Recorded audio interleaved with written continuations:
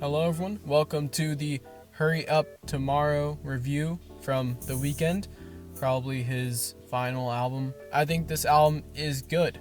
This album does feel like a good closer to The Weeknd's career. I think that it does kind of succeed in that, especially because there are a lot of tracks that touch into that and just make this feel like a good closer to his career and connects back to his first album, which kind of just completes his discography. Every track in this album does tend to be very different from the other. You have like balls to the walls tracks, and then you have more slower, mellow tracks, like you have Cry For Me, and then of course you have other songs like Give Up On Me, and it's just kind of, it's a lot.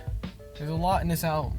The production in this album is very synthy and also just phenomenal.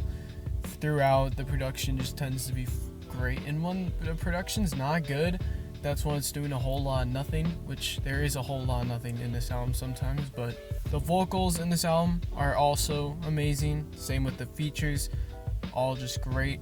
And overall, this album is just good. It's a good album full of a bunch of stuff. First off, you have the opener. The opener, so good. Sounds like Michael Jackson right off the Thriller. Really sick track.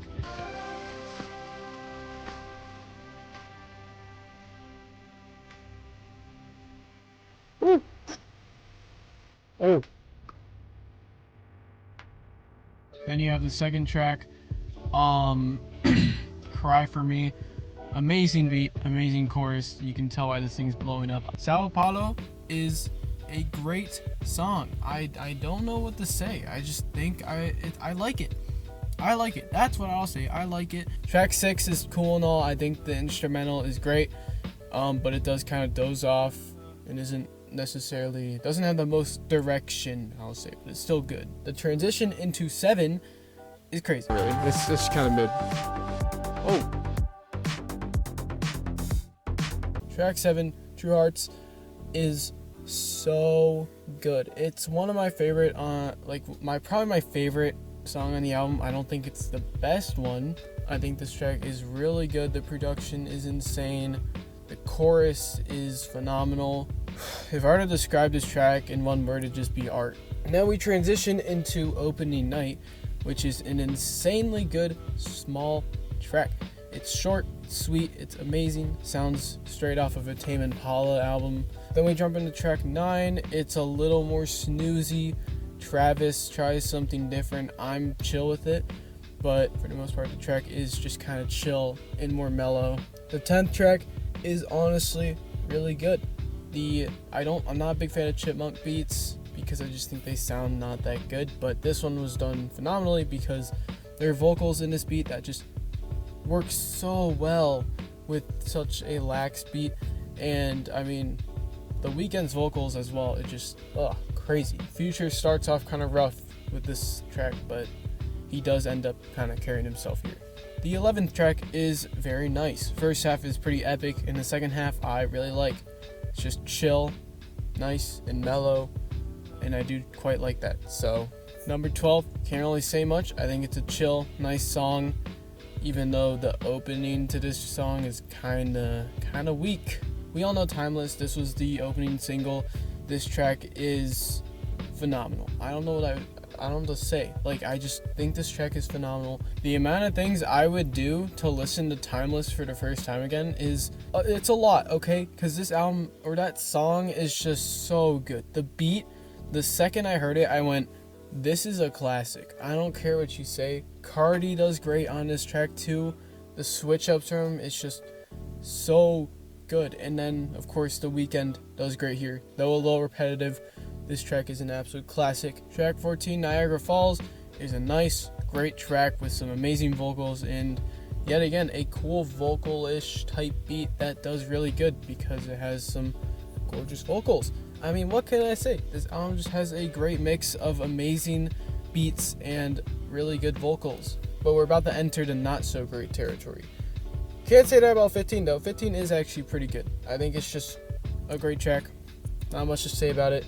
Same can be said for tracks 16 and 18. Also just good tracks. Don't have anything to say for those.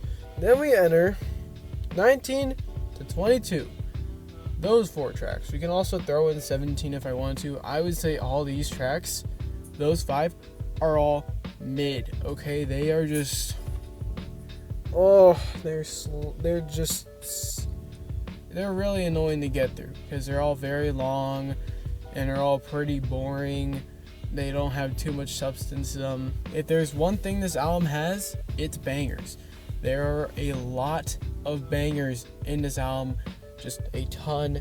But listening to this album as a whole by itself is kind of painful, given that there are just a lot of pretty sluggish and slow tracks, I will say.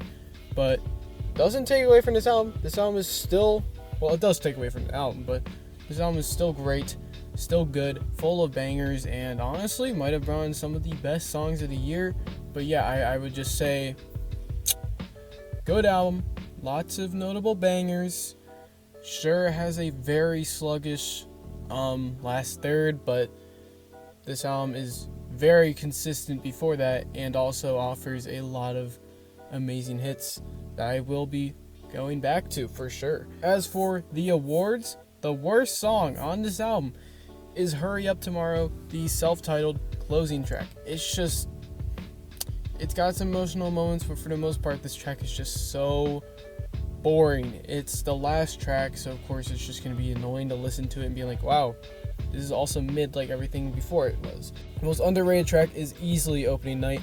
Sure, it has a lot of streams, but you gotta think in terms of, like, you know, the song stream list. This one doesn't have the most streams, and I feel like it really deserves it. It has such an amazing Tame Impala type sound, and also the production is phenomenal with these eerie, awesome vocals. As for the most overrated track, it's definitely Reflections Laughing. It is closer to the beginning of the album, which would make sense that has higher streams, but still, this track is just pretty boring and kind of just mellow. And then the best song, I hate to say it, it's Timeless. I don't know what to say. Like, I can't just not listen to the song and think it's a classic, because that's what this song is. And with that, that's the entire album review, and I'm gonna give this album a strong 7. It's a good album, so it deserves that strong 7. Fairly consistent, full of bangers. Okay, thank you guys so much for watching. Make sure to like, subscribe, comment how you feel about this review, and I'll see you guys next week with, oh god, probably 2 reviews, judging by how things are coming out. But as for that is January done. We are 1 out of the 12 months done with the music here. I do want to get some more gaming content out soon, hopefully, but I just have a lot of stuff on my plate right now, which includes music, obviously. So I'm gonna have to, unfortunately, cut you guys off here, and I'll see you guys next week with probably more music, but hopefully more shorts come out, hopefully all that stuff comes out, and yeah, I'll see you guys in the next video. See ya!